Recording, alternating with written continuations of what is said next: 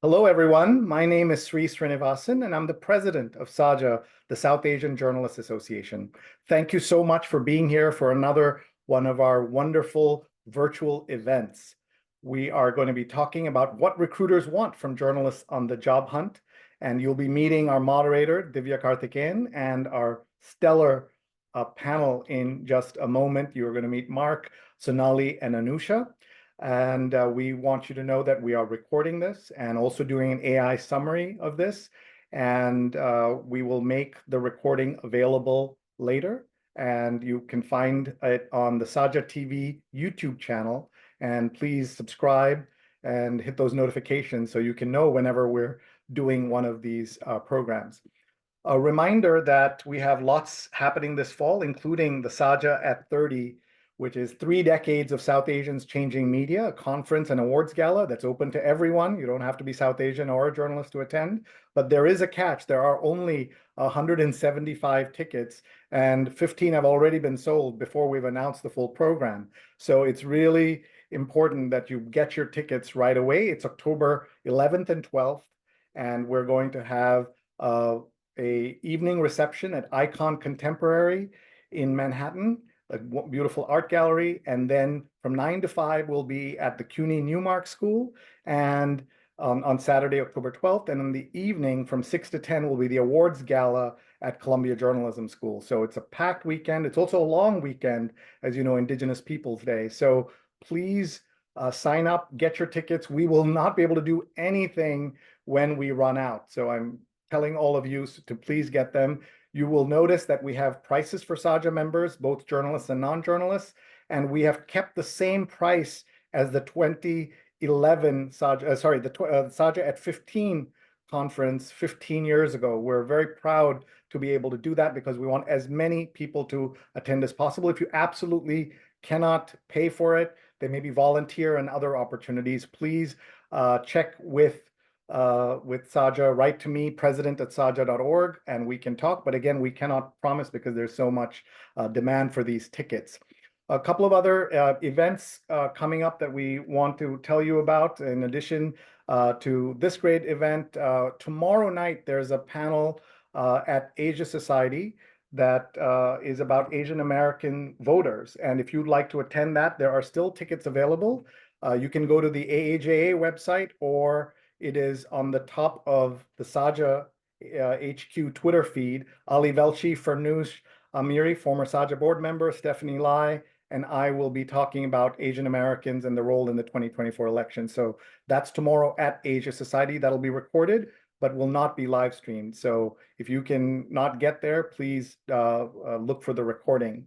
And then finally, I would just wanted to say that next September 10 and 11th is JLF New York, which is the Jaipur Lit Fest, is coming to New York City. And that means there are going to be all-star panels and discussions at Asia Society, at the Center for Fiction, as well as at the National Arts Club. And if you go to jlflitfest.org, you can sign up and see all the speakers.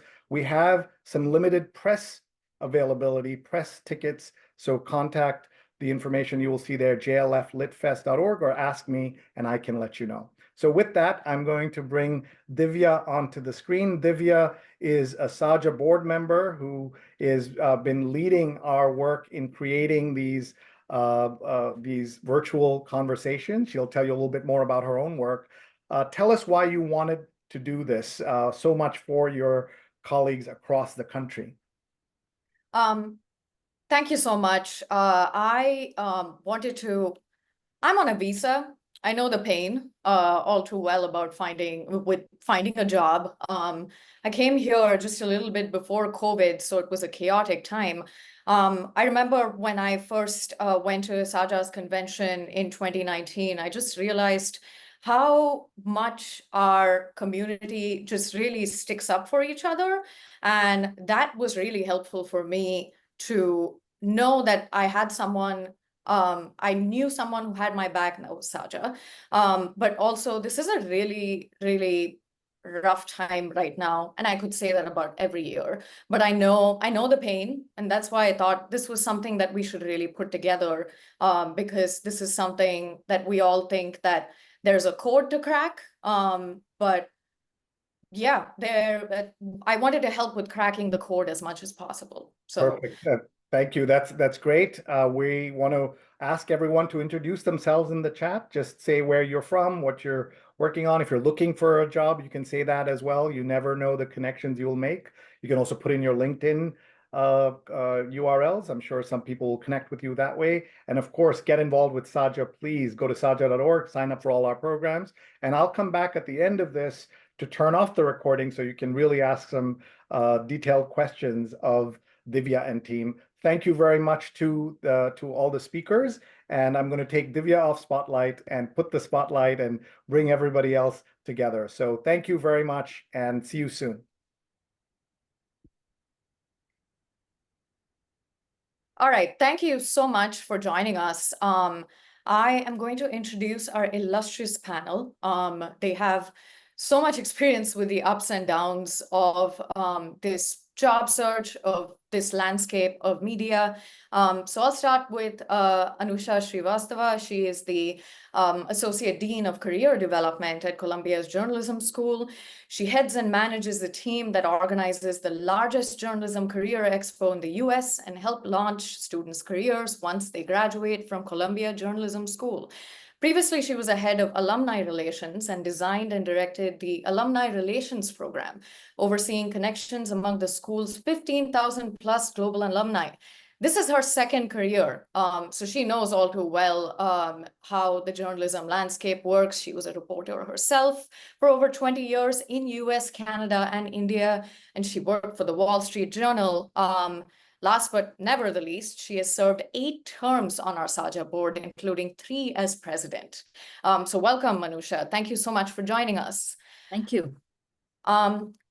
Now, Sonali Kohli, she's a journalist, author, recruiter, and speaker. She's a senior recruiter at URL Media, where she works with newsrooms and media-adjacent organizations who want to find fantastic candidates and treat them well.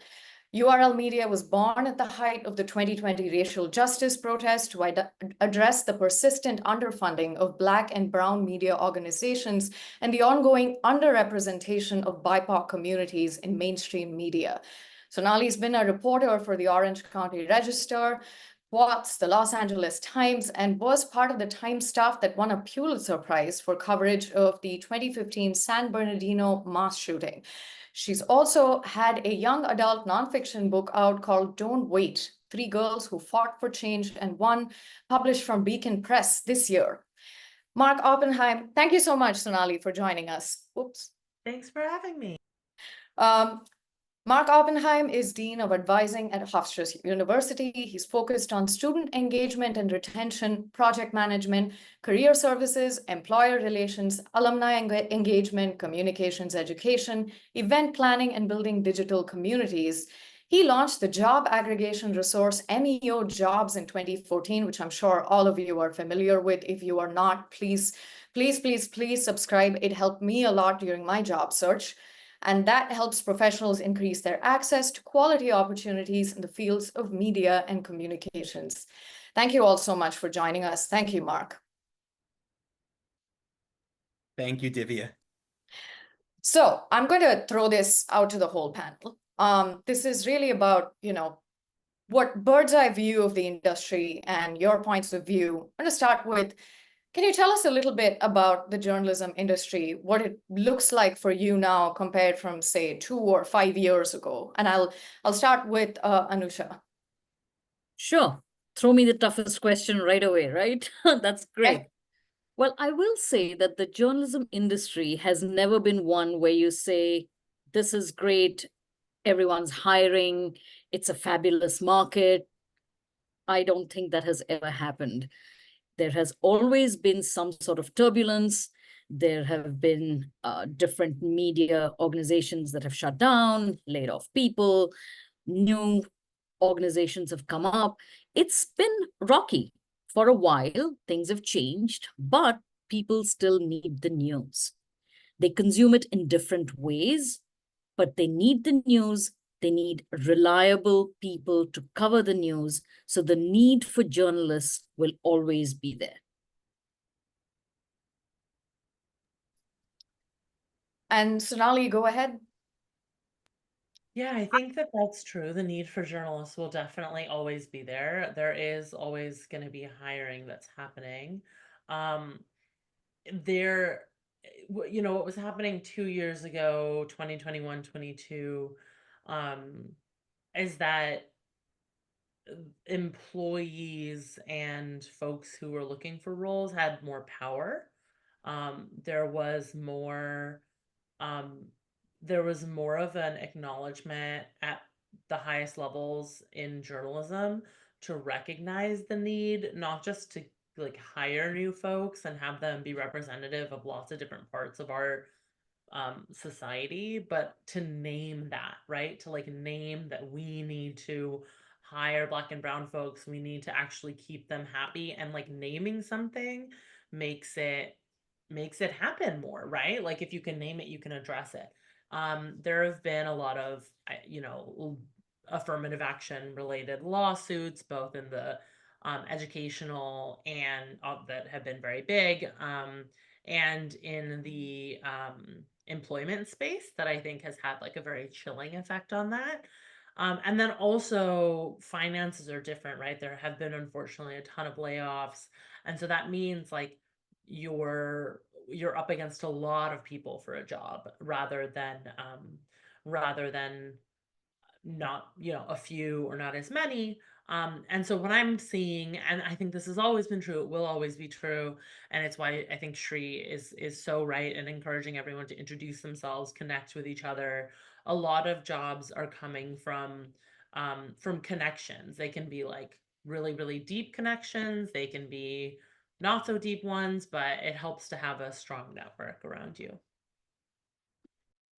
Thank you, Sonali. Go ahead, Mark. Yeah. I'm running through these questions so quickly because I have so much to get through. But yes, go ahead, Mark. Yeah, I actually want to piggyback off of what Sonali was mentioning, and the idea that the relationship building and the connections. One of the things we've seen as a result of our post-COVID world was the expansion of our use of digital platforms to communicate. Obviously, we're on Zoom right now, and we lived and still live there for many things that we do. But I found that we've all needed to be more willing and brave enough to reach out and connect with folks digitally and virtually. And because we all live in this post-COVID digital Zoom world, there's more and more opportunity to have meaningful engagements in these settings. And so it's on those candidates to know that we sometimes have to get out of our comfort zone and reach out and engage, because now more than ever, our colleagues are more willing to accept that invitation because we are in that space regularly. So that's one thing I would say that's important. And I would also acknowledge that, the technology continues to shift, the trends, different jobs that didn't exist before, or different beats that didn't exist before are emerging. So, in my space, I'm constantly looking at what are the job descriptions that are out there? How are they different? And they're evolving, right? Sometimes it's subtle, where there may be one new qualification that's added to a lot of positions, or there may be roles, right, that we're seeing now that didn't exist. So the important thing is to always be looking at those job descriptions to see what's new and emerging, even when we're not looking for jobs, right? So we have a sense of whether our roles might be evolving to incorporate new responsibilities. And Mark, can you talk to me about your work with MEO Jobs, where the idea came from? Just take us to the origin story and how it's grown.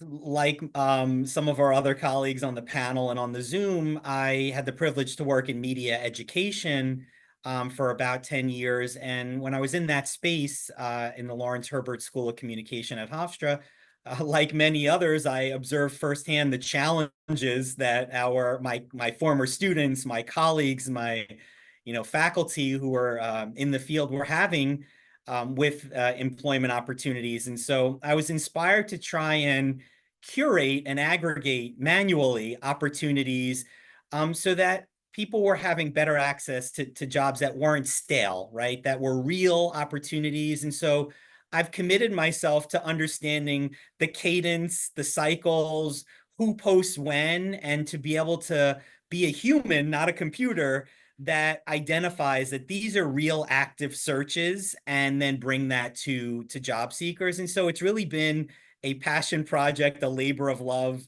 that I've been doing now for 10 years. Anusha, I want to ask, a lot of younger journalists, students here, they don't really know what to do or, want to do it all. They don't feel a pull towards a specific job or a medium. We're still figuring out what we want. I had the same issue. How do you suggest they cast a wide net without being too overwhelmed? That's a good question. And what I would say is 3 really important things.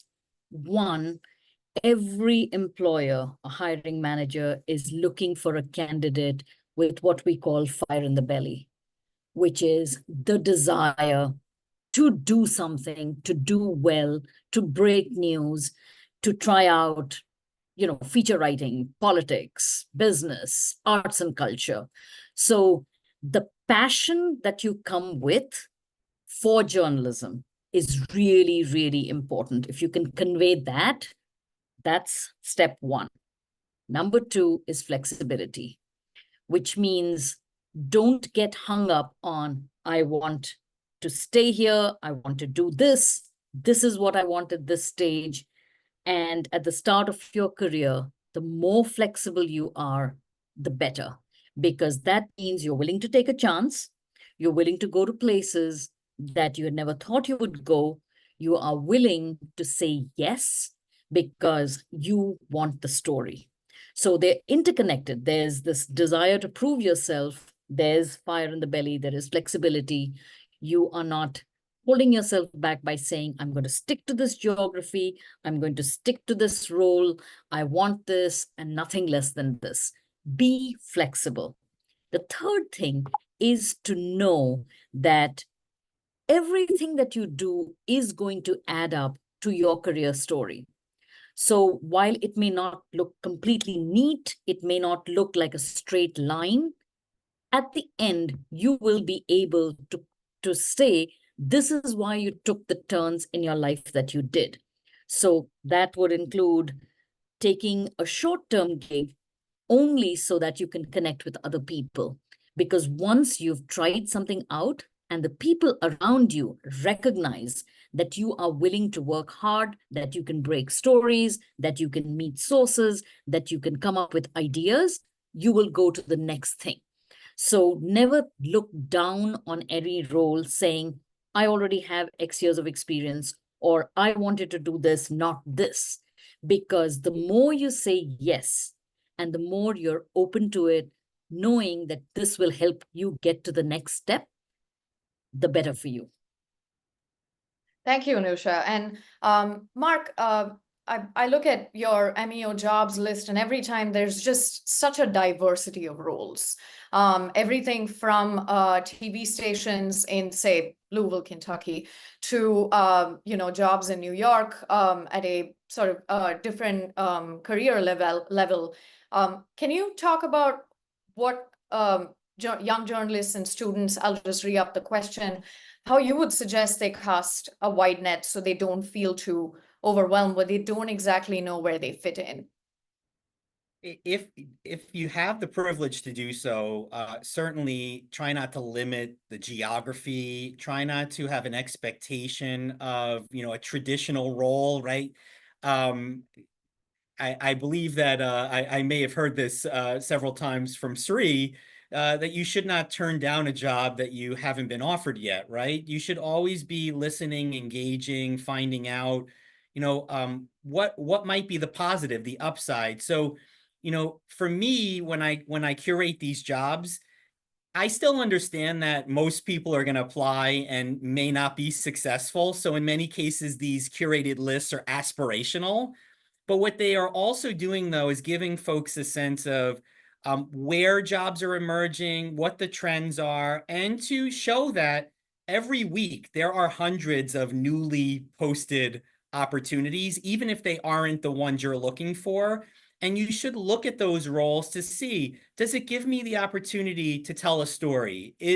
Will I be able to report on important things, even if they're not the ones that I was originally passionate about? And does the organization have a mission that aligns with my goals? And so I encourage people to dig deeper and to be open to going to those opportunities. I've had some former students who and colleagues who remained unemployed for a long time because they were waiting for the perfect role, right? And they passed by many that would have really been satisfying. So, and I know that references what Anusha kind of highlighted earlier.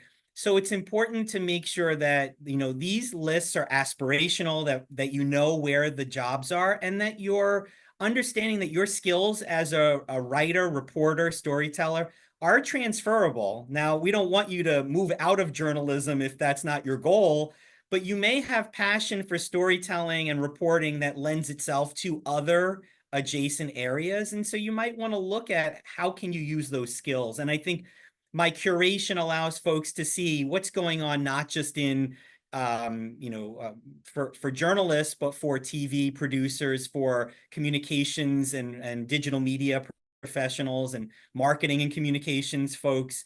And I think that's helpful to see the trends. But I encourage folks to, expand the geography that they're looking at again, if their home life permits. And I'll jump to Sonali, but I'll just add to that. I work in Kentucky. I work in an NPR station. That was not my plan. I didn't even know I could do public radio. I fell in love with it when I started doing it. None of this was my plan. I thought I was going to write fancy long form articles for the New Yorker. But that's not how it works, apparently. And so just be open. You learn so much in the process. And I've seen the fruits of it. So please do that. Please cast a wide net there in terms of location as well. Sonali, you have these new beats now, like the AI beat, AI and politics. There was a post for that at the Associated Press. In my case, it was a race and identity and race and equity beat, created very newly. How can people who, you sort of talk yourself out because you think, I don't have experience covering AI. How can they best position themselves for completely brand new beats and coverage areas? I think the thing that we forget about is that journalism, and also the things that like beats and issues in the world, if we're covering them well, they intersect with one another.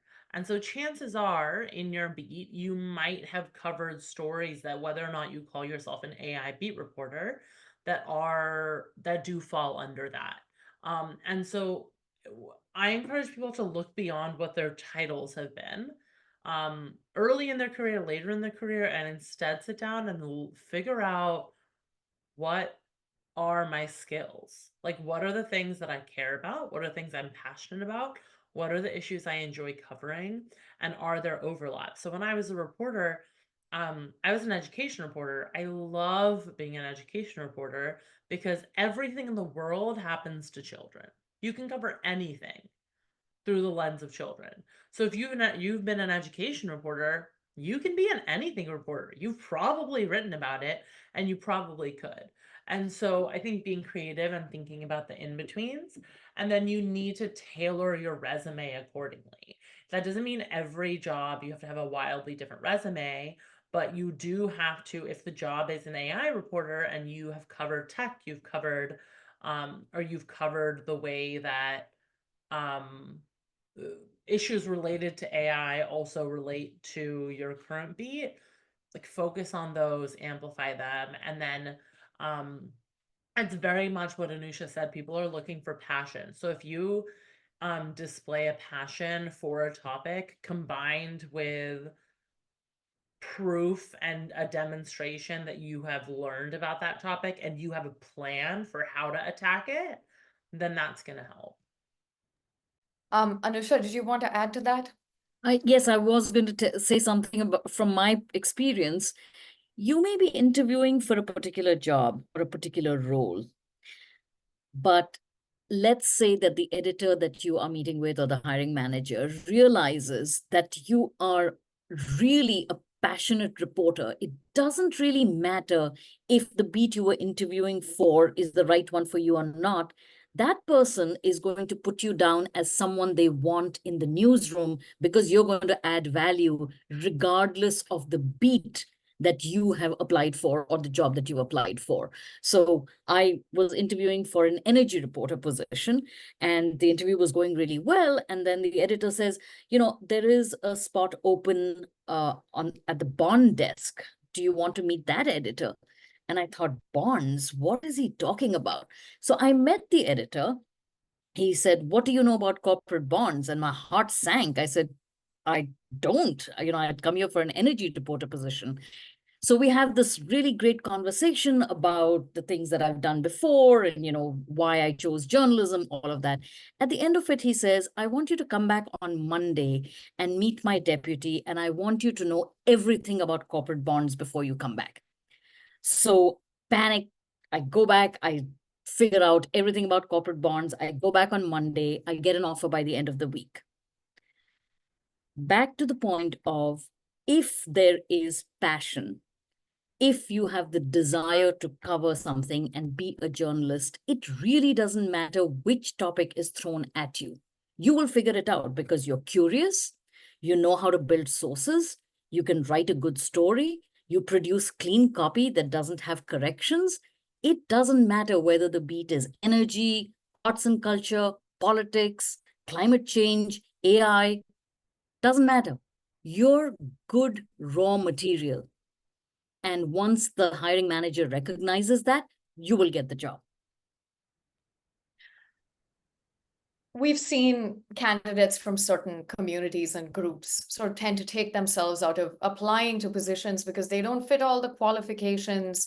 And I want to talk about psychological blocks here, because even if you have a stunning resume and cover letter, at the end of the day, you're sort of talking yourself out of a lot of positions, especially if you are a BIPOC candidate, if you're a woman, if you're non-binary. How do you sort of suggest candidates could navigate that mental block that can be self-limiting to your careers? And I'll start with Sonali here. Oh, therapy is a really good piece of advice that I would highly suggest. Honestly though, that helped me a lot. I think also talk to yourself the way that you would talk to your friends if they were trying something new, I think is really important. And also build up, because sometimes we can't actually do that. It's easy to say, but I think it's just as important as building up like mentorship connections with people who can talk you through things. You want to build up connections across your network in the same level you are. Like you're all going to come up together, and it's really important to have that support. Does that answer the question, or do we want to get more technical with it? Because I'm happy to, but I think just in terms of like, you have to build up a network, you have to find support in whatever it looks like for you. And you have to, I think separating being a journalist from being your entire identity is important, because then that gives you the flexibility to like do different kinds of things or different kinds of journalism. Oh, you're muted. There we go. Anusha, do you want to add something to that? Yes, what I want to say is, while I'm talking about fire in your belly and flexibility and passion and all of that, I do know that if you put me on the sports beat, I am unlikely to do well. So knowing yourself, knowing your strengths, and knowing what you really will not be happy doing is as important. So you can put me on any beat, but don't get me to cover a soccer game. I'm not going to excel at it, right? So if you know yourself and you know what your strengths are, go after those, be passionate about those. And if you know that you are not going to be a good sports reporter, then say, you know what, There are 99 things that I can do and can do really well. This one thing, I don't think I can handle it. Because you're not going to be able to fake it at an interview, right? Even if your resume gets past the ATS system, the resume gets you where you need to be, your cover letter is strong, you get called for an interview. Once you get there, an editor can tell what you will absolutely not be able to do. It'll show through your body language, it'll show through your voice, it will definitely be something that they can catch. So aside from, knowing what you can do, know what you cannot do. And it's fine. All of us don't have to be doing everything. I'm going to jump into sort of the practicalities in terms of resume and cover letter, which I'm sure all of you have a resume or a cover letter ready, but also have questions on, am I doing something wrong? What am I doing right?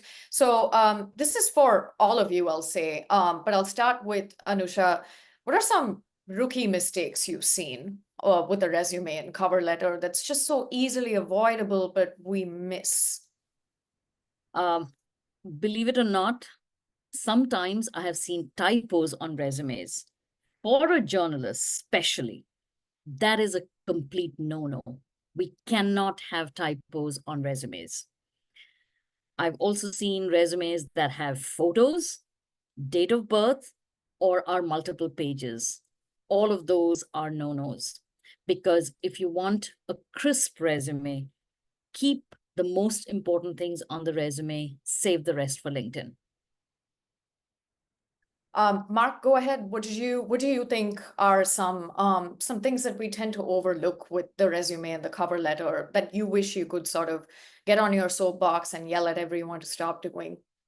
Well, I second Anusha's guidance there. And, I think that sometimes I would just comment on the fact that I have a lot of colleagues and former students that are looking for the perfect formula for their resume, and there is none. You might talk to 10 people and get 10 different suggestions, but I think the most important thing is to be concise, right?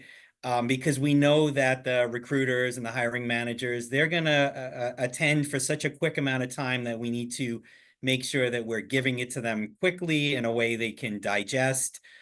One thing I was going to mention before, and it kind of maybe relates to how we highlight ourselves in cover letters, is when I talk to colleagues, I find that many of them often underrepresent or undersell some of the tangible skills they may have, transferable skills they may have. So I wanted to suggest, as folks are thinking about their resumes and cover letters, not only doing a self-assessment, but asking for the input of those who are close to them to say, what do you see as my skills and values? I have a close friend of mine who, when I talked to them, they didn't think they brought much to a particular application. And I said to them, what are you, crazy? You've done all of these other things. You're strong in project management. You did this whole home renovation thing, right? It wasn't related to their career. All these different things that they've done that are really important evidence of a different skill set. So you want to also think outside the box, that you're not overlooking some of the skills that you have that, might be tangible. And those may be things that are relevant in a cover letter when you're asked to give evidence of how you can lead a team or deal with crisis or manage a project, for example. So I just wanted to highlight that. Sonali, I like to think of you as sort of a media matchmaker. And I was curious about what you've seen in terms of, hey, this resume could be better, or this cover letter could have been better, but it wasn't. And I hate to pass on this, or this person doesn't seem to come off as a strong candidate. I could be harsh here, but I'm curious about that because I'm sure a lot of resumes land on your table. Yeah, I mean, if I know that somebody is better than what they're saying, usually I'll tell them that and tell them how to make it better. I think Anusha and Marc both had really strong points. And also I think like Marc is correct in that sometimes we disagree. So when Anusha says like it shouldn't be no longer than one page, I feel I agree very deeply with that if you have less than 10 years of journalism experience. Like, I'm sorry, but there's no way that it needs to be more than a page. But my like very informal, everybody has a different rule. My personal like length of resume that I will not be offended to read is a page for every decade of your experience. The reason that I give people a little bit of flexibility with that is because I worry that when they're trying to cram everything into one page, you're like not telling me what you actually accomplished. So you shouldn't have more than like 3 to 6 maximum kind of bullet points under each role, depending how long you were there. But every one of it is like you are writing a story, right? You're a journalist. In journalism, we use impactful verbs. We don't use things like helped and managed and like covered. I want to know what you did. I want to know the impact of it. I want metrics, and I don't mean like how many people read the story, although you can share that if you want to. I mean, did one person's life get better? Awards too, but like, you know, those have weight, even though should they, we don't know. Did policy get changed? Did lawmakers or officials like cite your story? And like really look at the impact of your work and tell it to me. Tell me what you did. Every like experience thing in your resume is basically a nut graph about your time there.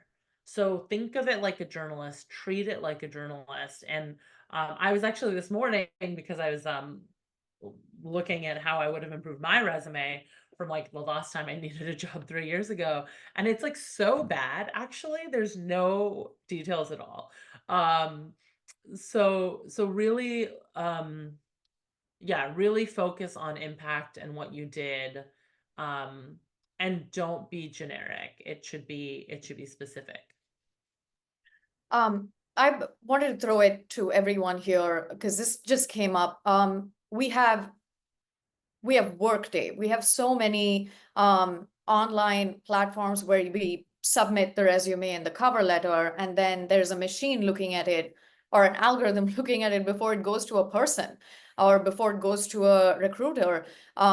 And now we're using, I guess, the industry standard at this point is using ATS keywords and sort of using AI or chat GPT prompts to put together your resume. What's your thoughts on that? We'll start with Sonali and then we'll go to Anusha and Marc. Yeah, we can tell when you do that, and I don't like it. I mean, I don't use ATS readers even when I'm getting hundreds of applications, but like you're right, a lot of people do. There's ways to do it that are not annoying and don't make it clear, like, because if you get past the ATS and you look at your resume and it's just a bunch of buzzwords, you're not in the rejection pile a lot of times, right? So the way that you want to think about it is like you want to look at the skills that the job is hiring for, and you want to think about how have I used those skills in my career in each of these jobs, and then you want to apply it. So it shouldn't be like a skills list at the top. Please, for the love of all that is good, if you have 3 lines of space taken up by a list of skills, delete it from your resume. What you want to do is like look at the skills that you've used and incorporate them into the bullet points and the experience that I just talked about. So that way, like, it will get past the ATS as long as you have a clean resume and it's actually telling me what you've done. Anusha and Marc, and then I'll go into the last one because I know that we have a ton of questions coming in. So your thoughts on AI and ATS keywords? It's tough to have a one size fits all answer for this, because we have heard from multiple people, including employers, that the first scan can be ATS, and what you want is to keep the faith that if you are not hearing back from a company, or you have submitted hundreds of resumes and have not heard back, that it may not be your resume or you at all. So what I'm saying is you will need to remain resilient during your job search. You may have the perfect resume, you may have the perfect cover letter, you might think you are the perfect candidate for a particular job, But there may be other things at play because the hiring manager is trying to build a team. They are trying to balance the newsroom, and there could be many factors aside from your resume and that perfect cover letter that lead to your not being called for an interview. So during the job search, there will be many days when you will wonder, what is wrong with my resume? What keyword should I put? What is the issue with my cover letter? Why am I not being called for an interview? Don't be that harsh on yourself, because the fact is that the hiring manager for one particular role may be looking for a certain type of candidate, and you may not be the perfect fit for that role.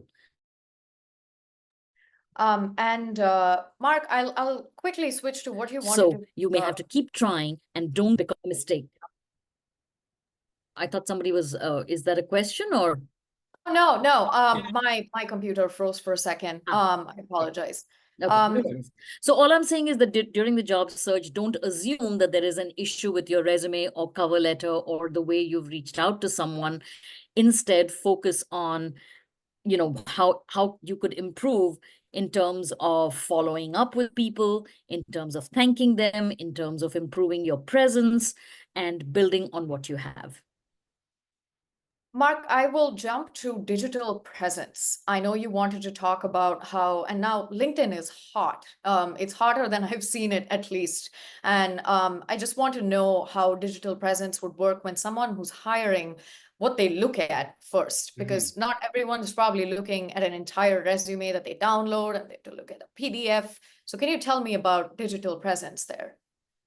I think obviously it's hugely important that we are representing the work that we're doing in some digital manner, so that the public and the employers can see. For better or worse, there's the expectation that we all should be digital natives by now, and that if we have a body of work, an employer should be able to find strong evidence. So we have to make sure they're not looking too far, right, to find evidence of our successful work. So that means that, you know, I've spoken to many colleagues who are not sharing examples of their work on LinkedIn, you know, repurposing, sharing, you know, articles, other stuff. They are a little too humble, right? But you have to make sure that you are proudly sharing your work. Also, you know, I have colleagues that work, for example, in sports journalism, and I look on their social, and I didn't see any images of them on the field interviewing players or doing the work. Remember, to the public, perception is often reality, for better or worse, sometimes for worse, right? But we want to also take advantage of the fact that we can create an image and a visual that shows the employers and the public the work that we do and how we should be visualized. So I often encourage my colleagues, and I do this myself, if I'm presenting or if I'm in a space engaging my colleagues, doing research, I even though I don't love to see a photo of me all over the place, I encourage taking a photo so I can have some visual testimony that is out there. And, you know, I'd rather see a 50% positive photo of myself online doing the work than not be seen, because that gives evidence that I'm out there engaging. And the last thing is, sometimes we don't have a lot going on for ourselves because we're in between roles and our LinkedIn and our digital presence is stale. Look for new opportunities, join a professional organization, join SAJA, go on, post, I'm proud to join SAJA, you know, talk about events, activities that you're doing. There's opportunity to create little ripples in your record that aren't necessarily employment. As I wrap up, quick question to Sonali. There are, you know, after you send in your application and your resume, you're not just, it's good practice to not just sit there. You go out and you network and you reach out to people. Can you talk about some goods and some no-nos when it comes to probably reaching out to people? Because there's also the rookie mistake of like, can we catch up over coffee to pick your brain? Yeah, which I've made that mistake. Could you tell me a little bit about that? Yeah, so if you're going to reach out to someone to ask for their time, their advice, you want it to be very targeted. So you want to say, like, I think it's okay to go on LinkedIn and see someone who has the job that you want and look at their career trajectory and send them a note that says, hey, I'm so and so. I'm hoping to go into this kind of journalism, and I'm really interested by your career trajectory.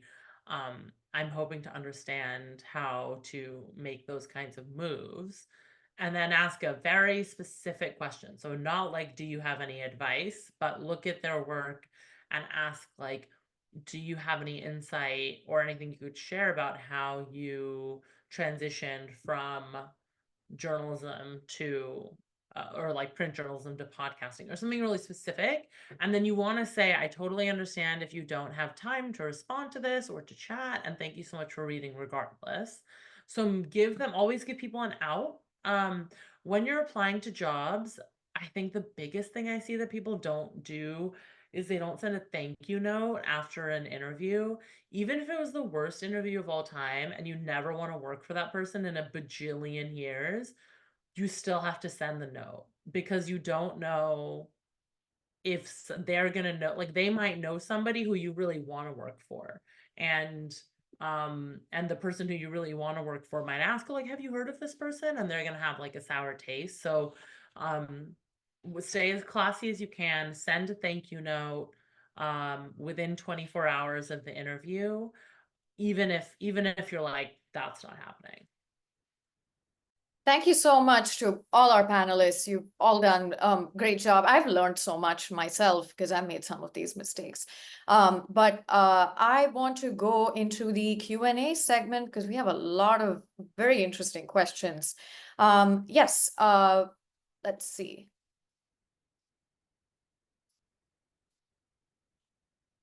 So, Divya, if you like, I can read out some of the questions while we're looking through sure, them. yeah, Manan, go ahead.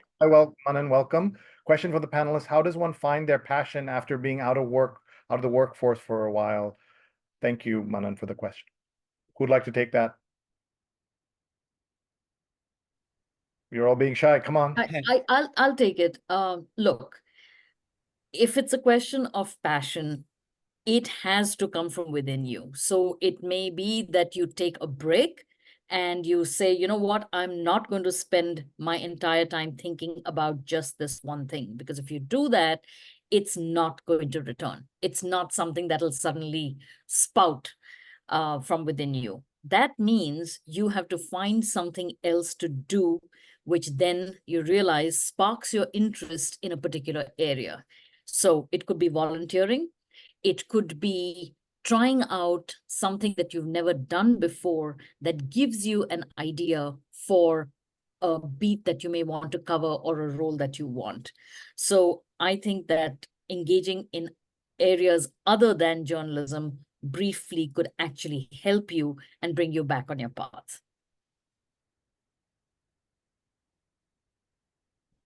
Yeah, I agree with that. I would also say, like, this is all part of having a life outside journalism, right? Develop other skills, develop other interests. Look at, like, do a search of jobs on LinkedIn or Google jobs of just the skills that you have, whether it's like writing or copy editing, and see what other kinds of jobs there are.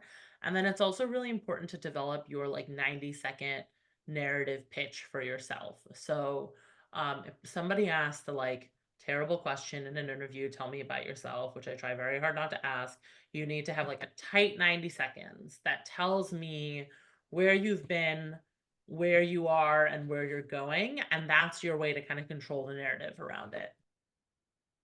I would also add, make sure that you are letting your community of friends and colleagues know that it's your intention to re-enter the market or to pursue a different field.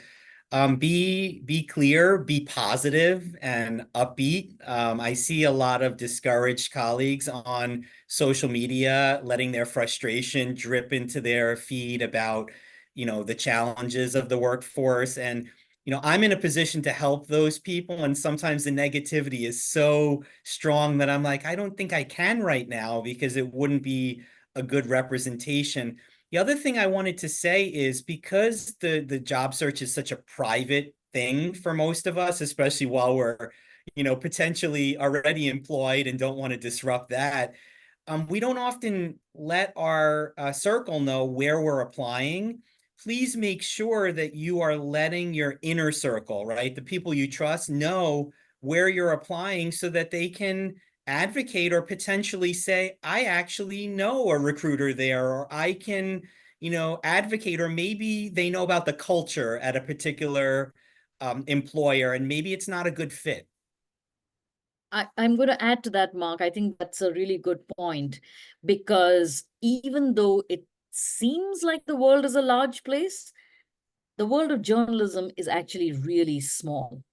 Right before this panel, I had lunch with someone at an organization where I haven't worked. But when I looked at her LinkedIn profile, I realized that we had worked at a couple of places that overlapped. And by the end of the lunch, we had named at least 15 people that we knew from different places that we had worked at, right? Just in that half hour. So what I'm saying is that the world of journalism is small. So make sure that the people who are closest to you, as Mark mentioned, know what you're looking for, because it is highly likely that they know an editor or a hiring manager who is looking for someone, right? And so if you let the small group of people know that you are looking, they will be able to connect you with someone, or at least offer you something temporary. Like I said at the beginning, don't turn your nose up if someone gives you a 6-month or a maternity fill role or something that you're not familiar with, because if you take those roles, it is likely that you can impress the editor or the hiring manager or some other team and get yourself a job after that. I'll go to another question. Jennifer Chowdhury, who is on our SAJA board. So she asked, how do you position freelance experience on a resume? I can talk about this one. Okay, this is a good question because it is really hard. The first thing is that you have to indicate that it was freelance and the extent of it. The reason is not to like differentiate you necessarily, but when you're a freelancer and I'm listing 5 jobs on my resume I did at the same time, the reader of the resume is not going to compute that. Like, recruiters are not as creative as we would like them to be, so you have to really spell it out. So you have to say like, this was part-time, or, and then in your description of it you want to say like, I spent about 30 hours a week or 10 hours a week, or I did X amount of time, or not necessarily time. It can also be like tasks, like I did this in this amount of time. You just have to be really, really specific about it. So just think about like specificity. It does not detract to have freelance experience. I think some people do think that. You just have to be really clear about it and what took up your time, essentially. Does anyone else want to add to that? How to position freelance experience on a resume? Given that there are more people freelancing and freelancing for longer periods of time that they may have before, let it not come across as an apology, because sometimes I think people think freelancing is that filler role before you get a full-time job, and it really isn't. So say that you freelanced for a different variety of outlets, show the range of coverage linked to your stories, so that the hiring person, if a full-time job is what you're looking for, knows that you can work in in different areas. You could be covering politics, but you could have a column on something completely unrelated. Why not? And the next one, I'm moving quite quickly, so apologies. Mohammed Mawish, he says, after evacuating Gaza 3 months ago, it's been a full-time struggle applying for a job and just trying to prove that I, as a Palestinian journalist from Gaza, can do other beats and stories in different places, or even I am willing to learn to do that. I'm finding it very difficult to demonstrate that in my job application, when almost all I covered was Israel-Palestine. So how can Mohammed sort of position himself as someone who covers something beyond that and also wants to learn about other beats and other focus areas? I know that we're coming up on time soon, but I just want to say you should email me and then we can like talk through that more in depth essentially. Because I'd love to talk to you and talk through that. I think that that's a really hard question to answer without knowing a little bit more. But I think all of the advice that we've given on resumes lends itself to that. And then I think it is also about expanding your network now that you're here, like really expand the network and talk to folks about what you're interested in and excited about doing. And that I think will help. Can I just say that this is something we see also with people from the subcontinent, people from around the world who come here, who plan to work here, but all the resumes all work in another country. So you have to make that connection. What did you do there that is the same as here? What did you do that connects? And you have to show you really understand the American media business, American media landscape, American journalism, all of that, so that one of the words that we heard is, I want to learn. Unfortunately, companies are not going to pay for you to learn on their time. That's just a reality. Even for interns, they want, as everybody here knows, the standard of interns are getting higher and higher. So that's just the reality. So it's about tailoring your resume, writing a killer cover letter where you just really work on it, hone it so that people understand, and then go to as many events as possible like this. Connect, network is what I would say to that, folks, because we're coming up on time and we promised some non-recording time when it's not recorded and they can still ask questions. They can turn on the camera and come on and ask. I do want to stop the recording, but before I do that, I'm just going to ask everybody here to just give us a final thought, and then if they can stay, the speakers can stay and the audience can stay, then you can talk without the recording happening. A reminder, just because the recording is not happening doesn't mean you should spill all your private secrets to any public group. So let's go with Sonali first. Your final thoughts, because I was waiting for an off-the-record question. Sorry. I'm just going to have all of you just give us a final thought for the recording, and then we're going to turn it off. My final thoughts are that you should email me if you want to talk more. I'm always happy to do a resume review.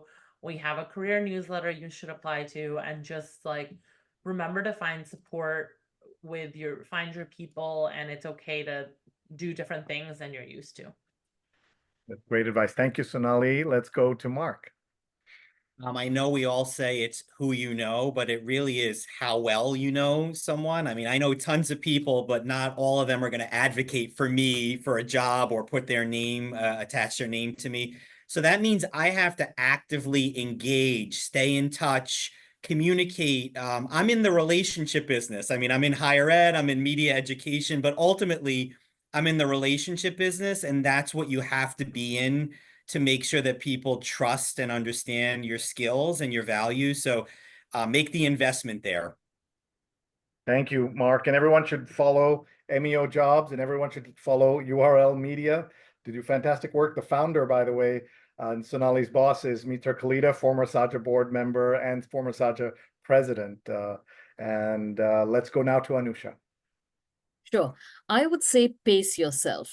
Looking for a job can be a lonely enterprise.